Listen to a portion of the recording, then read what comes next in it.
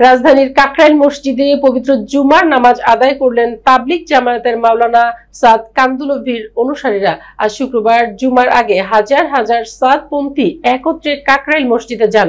Police ও প্রত্যক্ষদর্শীরা জানান, সাদপন্থীরা মসজিদে প্রবেশের সময় কিছু হট্টগোল হয়, তবে পরে কোনো সমস্যা হয়নি। বিস্তারিত দেখুন ডেস্ক রিপোর্টে।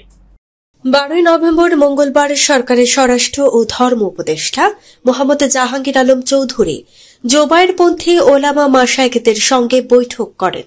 সেখানে সিদ্ধান্ত হয় তাবলিগ জামায়াতের দুটি পক্ষের বিবাদমান সমস্যার সমাধানে আগামী বছরের এপ্রিলে পদক্ষেপ নেবে সরকারের স্বরাষ্ট্র ও ধর্ম মন্ত্রণালয়। সে পর্যন্ত দুই পক্ষই আগের নিয়মে কাকরাইল মসজিদে থাকবে। টঙ্গীতে বিশ্ব ইজতেমার আয়োজন করবে। আগের নিয়ম অনুযায়ী কাকরাইল মসজিদ ও মার্কাজ 4 সপ্তাহ জোবায়েরপন্থীদের নিয়ন্ত্রণে থাকবে। পরের 2 সপ্তাহ থাকবে সাদপন্থীদের নিয়ন্ত্রণে। সাদপন্থীদের 2 সপ্তাহ আজ থেকে শুরু হওয়ার কথা। সংশ্লিষ্ট ব্যক্তিরা জানিয়েছেন, 2 সপ্তাহ শুরু উপলক্ষে দেশের বিভিন্ন জেলা থেকে সাদপন্থীরা ঢাকায় আসেন। তারা কাকরাইল ও আশেপাশের এলাকায় জড়ো হয়ে একত্রে কাকরাইল মসজিদের দিকে যান। কাকরাইল মসজিদে সাদপন্থীরা প্রবেশের সময় কিছুটা হট্টগোল হলে পুলিশ পরিস্থিতি সামাল দেয়। রমনা থানার ভারপ্রাপ্ত কর্মকর্তা ওসি গোলাম ফারুক বলেন, সবাই জুমার নামাজ আদায় করেছেন, কোনো ঝামেলা হয়নি। নামাজ শেষে মুসল্লিরা চলে যাচ্ছেন।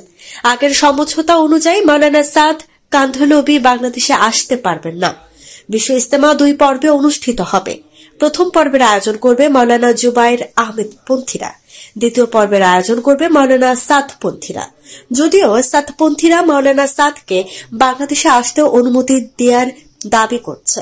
চাঁদপুর থেকে কাকরাইল মসজিদে এসেছেন সাদপন্থী আমিনুল ইসলাম। তিনি বলেন, আমরা নিয়ম অনুসারে আজ এখানে এসেছি। আমরা চাই নিয়ম মেনে আমাদের বাধা না দেয়া হোক, আমাদের বিশ্ব ইজতেমা করতে দেয়া হোক। আমরা কোনো ঝামেলা চাই না। আমাদের ভিডিওটি ভালো লাগলে অবশ্যই আমাদের ইউটিউব চ্যানেলটি সাবস্ক্রাইব করে পাশে থাকা বেল আইকনটি বাজিয়ে দিন।